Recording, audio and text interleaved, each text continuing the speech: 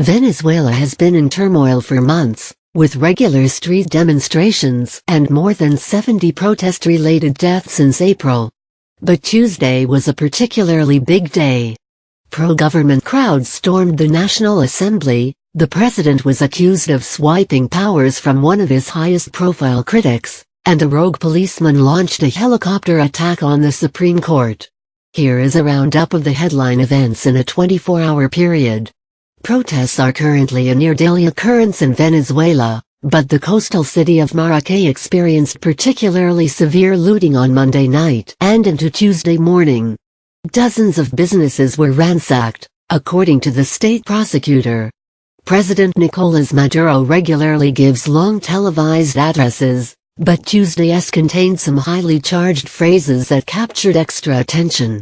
If Venezuela were plunged into chaos and violence and the Bolivarian Revolution was destroyed, we would go to combat, we would never give up, said the president. And what we could not do with the votes, we would do with arms. We would liberate our country with arms.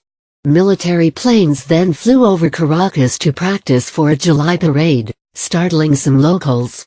Writing on Twitter, opposition leader Henrique Capriles said, "Don't forget this declaration of war on Venezuelans today." In the early evening, violence broke out at the opposition-controlled National Assembly. It started when the National Guard entered the building and clashed with lawmakers. Then pro-government gangs stormed in and would not let the politicians leave, according to Congress leader Julio Borges. 2 members of parliament were injured and a legislative session was suspended, said the IF news agency. Shortly afterwards, a helicopter launched an attack on the Supreme Court. President Maduro said grenades were dropped on the building and called it a terrorist incident. Rogue policeman and occasional actor Oscar Perez is said to have piloted the stolen helicopter.